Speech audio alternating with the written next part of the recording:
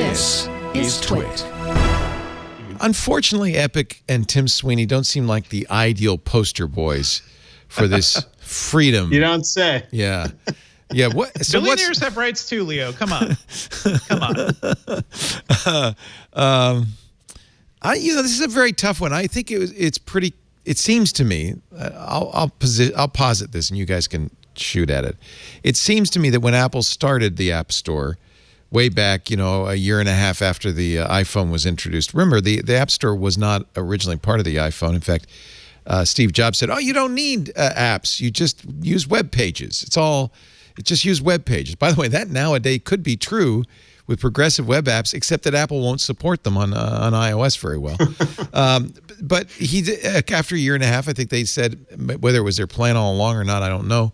Okay, we're going to create this app store. And at the time, it seemed like a pretty good deal for developers. You got on a very exciting platform. You got a chance to ride the success of that platform. 30% was a lot less than Ingram Micro or any of the distributors charged to carry your shrink-wrapped software on store shelves.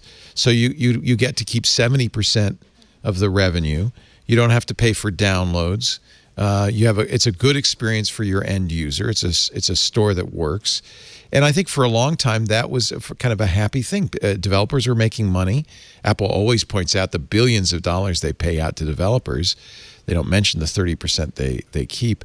But I think over time, it's gotten so much more complicated that what seemed like a benefit in 2010 is a little less so today. You have problems like you have Netflix, which charges a fee, but Apple doesn't take a cut of the fee and doesn't require Netflix to sell, but because it's a streaming thing. And then you have xCloud, Microsoft's gaming platform, and Google's Stadia, which are also streaming things. They're streaming games, but Apple won't allow them on there because they say, no, that's not streaming a la Netflix. That's a game store, and we can't vet the games, so we don't want it on there. It's very easy to look at Apple and say, well, your motives are purely financial. You want 30% of everything. That's rent-seeking. On the other hand, it's also easy to take the point of view, well, Apple's built something of value, and they're just trying to protect customers. I think what made sense 10 years ago doesn't make as much sense today. And Apple's in a difficult, I think what did happen, and we talked about this last week, is Apple didn't think ahead to what would happen down the road, and now they've painted themselves into a little bit of a corner. Does that make sense, Devindra? Yes, I think so. And I guess as these companies grow, as any marketplace grows, I feel like the rules may need to change, or at least the way we look at things. The same with Facebook too. When Facebook was, a small college-based social network, the rules were very different for them compared to now when they have, over 2 billion users. It seems like things have to evolve along with the size of the market.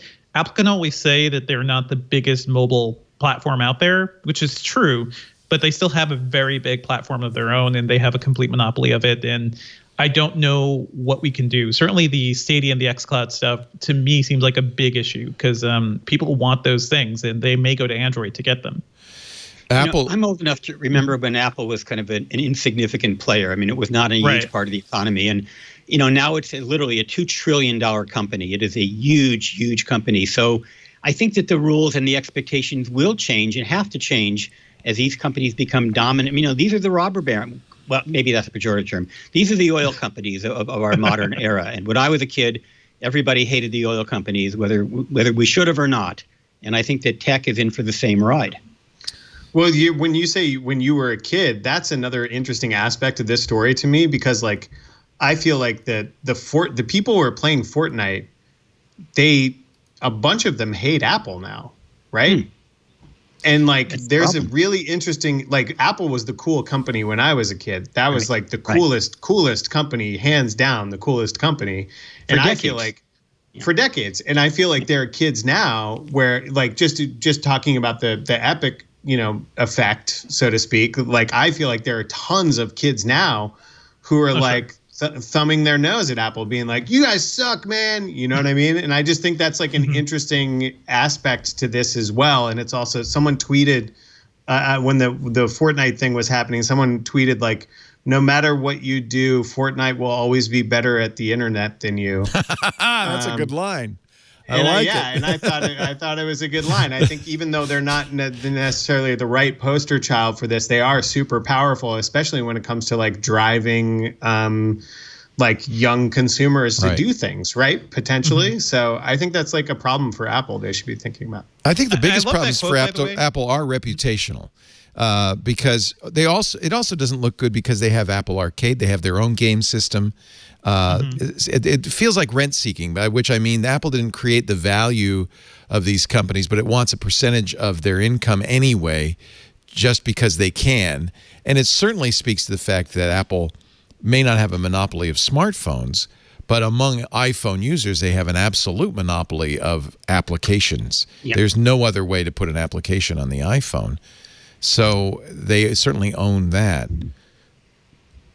Phil Schiller responds. We were starting to see on Friday Apple's response to the Epic lawsuit, and the smoking gun that Apple pulled out was the fact that Tim Sweeney has approached Apple at least 3 times via email looking for a better deal than others get, a sweetheart deal. Schiller wrote on June 30th, 2020. Sweeney wrote my colleagues and me in an email asking for a side letter from Apple that would create a special deal for only Epic that fundamentally would change the way in which Epic offers apps on the iOS platform. They were asking permission to bypass in-app purchases, effectively what everybody would like, as well as permission to launch a third-party store, app store, for iPhones. And this is, I think, one of the undercurrents here. Everybody thinks that Epic wants its own Steam-like store, and they want to put it on iOS, and that's a clear violation of what Apple will allow. Schiller said, Sweeney said it will said, look, we're not going to do it. We're not going to adhere to the payment processing. Sweeney wrote in the email, because of restrictions imposed by Apple, Epic is unable to provide consumers with certain features in our iOS apps. So you need to give us a side letter or alter your contracts and standards documents to remove those restrictions that prevent us from having a competing app store and competing payment processing options to iOS. We hope that Apple will also make these options equally available to all iOS developers. And that's what Sweeney said, is we're not fighting this fight for ourselves. We're not asking for damages. We're not asking for money from Apple. We're trying to get a more open ecosystem. Sure, Tim. Which is kind of clearly Tim. BS, right? Yeah.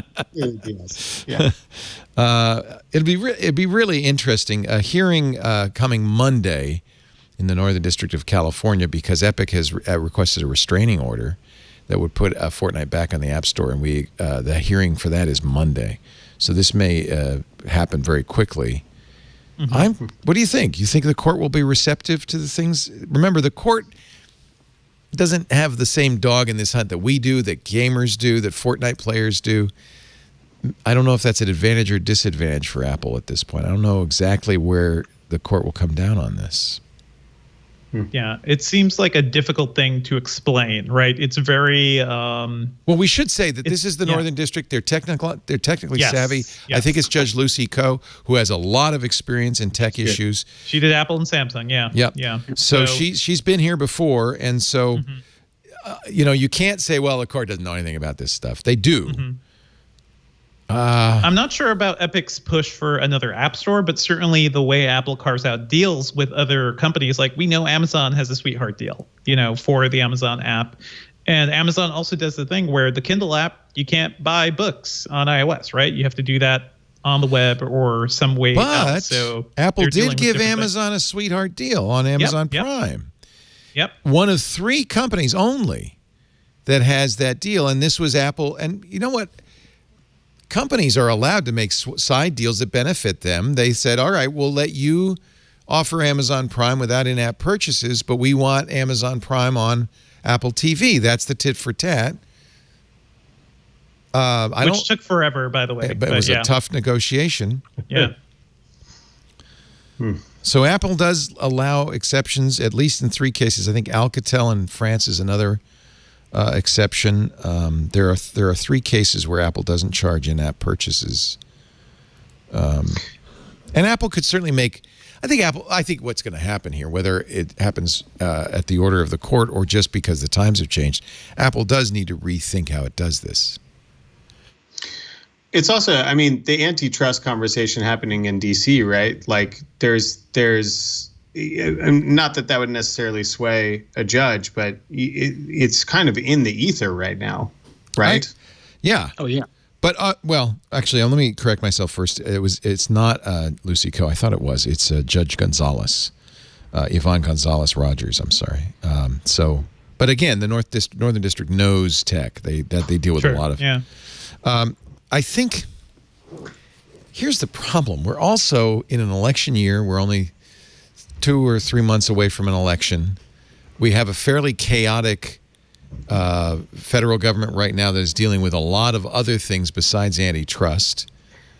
I don't think at this point anybody could put their finger to the wind and know what the federal government is going to do about anything. Apple must buy TikTok now. The only way. Yeah.